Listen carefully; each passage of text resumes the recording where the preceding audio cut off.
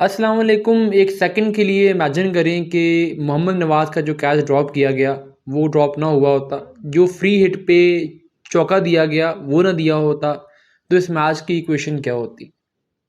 इस पिच के बारे में मैच से पहले जो भी पिच रिपोर्ट्स आ रही थी वो यही थी कि ये ट्रिकी पिच होगा, यहाँ पर रन्स करना मुश्किल होगा, स्पिनर्स को खेलना मुश्किल होगा, फास्ट बॉलर की बॉल स्टिक करेगी। इसके बावजूद जिम्बाब्वे ने पहले 8 ओवर में पाकिस्तान को 72 रन मारा है। तो हमारे ओपनिंग बॉलर ने इतनी पथेटिक बॉलिंग की, बल्कि हमारे सारे बॉलर्स को ही 7-8 ओवर लगे समझने में कि यहाँ पे बॉलिंग करनी क्या है। उसके बाद पाकिस्तान ने पिच के अकॉर्डिंगली बॉलिंग की और पाकिस्तान ने मैच में कमबैक किया।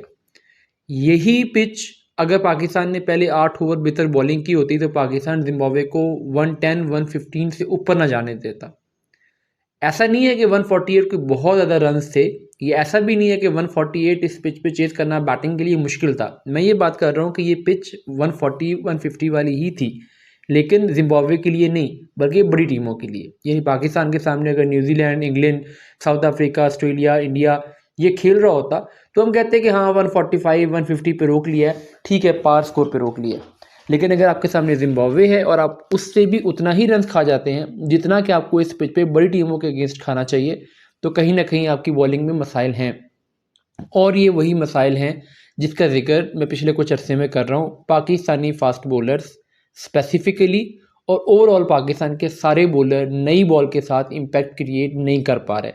स्पिनर्स हूँ वो भी पावर प्ले में आके, हालांकि दुनिया के सारी टीमों के स्पिनर्स जब नई बॉल करवाते हैं तो वो आके थोड़ा सा नई बॉल के साथ उनकी बॉल स्किड होती है जिसको खेलना बैट्समैनों के लिए मुश्किल होता है और स्पिनर आउट करते हैं। लेकिन हमारे स्पिनर से भी पावर प्ले में आउट नहीं हो रहा। और मेनली जिनकी रिस्पॉन्सिबिलिटी है, शाहीन शाह अफरीदी हूँ, सलमान मिर्ज़ा हूँ। सलमान मिर्ज़ा का तो आज पहला मैच था ऐसा जिसमें उसने नई बॉल अच्छी नहीं की, अदरवाइज़ वो अच्छी करता रहा। लेकिन शाहीन अफरीदी ने पहला ओवर, फ़हीम अशरफ ने पहला ओवर, साइम अयूब ने जिस तरीके से किया, तो वहाँ पर पाकिस्तान ने बॉलिंग डिस्प्ले बहुत बुरा किया। फिर बैटिंग में आके 148 ऐसा रन था जिसको इस पिच पे जिम्बाब्वे के बॉलर्स फंसा सकते थे। जिम्बाब्वे के बॉलर ट्रिकी पिचेस के अच्छे बॉलर हैं, ये हमने देखा है पहले भी। किसी भी टीम के अगेंस्ट अगर वो ट्रिकी पिच पे खेले तो उनको आता है कि इस पिच पे कैसी लेंथ पे बॉलिंग करनी है, क्योंकि जिम्बाब्वे की अपनी पिचेस ऐसी हैं। तो उनके लिए तो ये था कि हम अपने जैसे होम ग्राउंड पे खेल रहे हैं।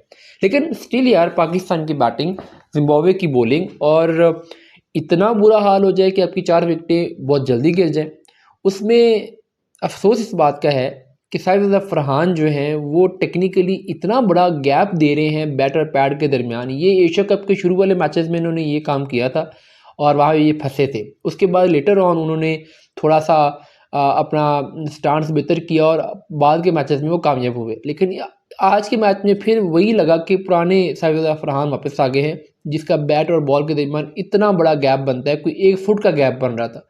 कोई हल्का सा मीडियम पेसर भी वहाँ से बॉल निकाल के बोल्ड कर सकता है। फिर उसके बाद सलमान अली आगा जिस तरीके से आउट हुए, कोई बहुत आउटस्टैंडिंग बॉल तो नहीं थी, स्ट्रेट अवे एक 130 की स्पीड का एक यॉर्कर आपके सामने आ रहा है, अगर आपसे वो भी नहीं खेला जा रहा तो T20 क्रिकेट में आप ये तो नहीं कह सकते कि जी मैं नया आया था, मैं सेट नहीं था। ऐसी आउटस्टैंडिंग डिलीवरी भी आपको नहीं पड़ी। और ऐसा भी नहीं है कि कोई बॉल स्टिक हो गई हो, कोई बॉल टर्न हो गई हो।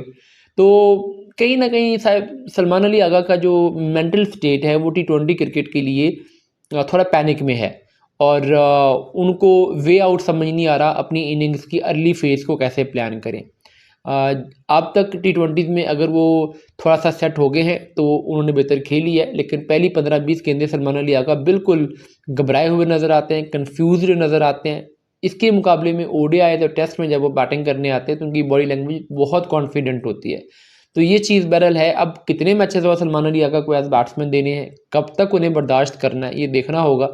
लेकिन बहरहाल ये ज़रूर है कि सलमान अली आगा T20 में एक नाइफ एज पे हैं और 2-3 मैचेस 4 मैचेस उनके लिए हैं, डू और डाई सिचुएशन है।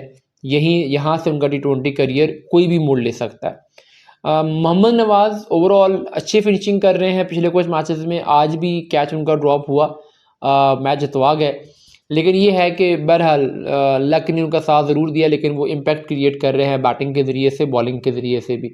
साइम अयूब जिस शॉट पे आउट हुए हैं, पता नहीं बॉल छक्के वाली थी, सही शॉट खेलने गए, वो शॉट बनती थी, बल्ले पे भी आई, लेकिन उसके बाद पता नहीं कैरी नहीं कर पाए बाउंड्री की तरफ। शायद कोई हवा का एंगल का फ़र्क था या क्या था। बॉलिंग पहला ओवर बुरा करने के बाद बड़ा अच्छा उन्होंने कमबैक किया, इब्रार ने ज़बरदस्त स्पेल किया, लेकिन शाहीन शाह अफरीदी और सलमान मिर्ज़ा इस मैच में अटर डिसपॉइंटमेंट थे। और एक चीज़ और है कि उस्मान खान ने ये मैच खेला, और उस्मान खान जिस नंबर पे बैटिंग करने हैं इस नंबर के तो वो प्लेयर नहीं है। आज वो अच्छी इनिंग खेल गए, मैच जितवा गए, लेकिन लॉन्ग टर्म में ये प्लान नहीं हो सकता कि उस्मान को आप नंबर 6 पे भेजें।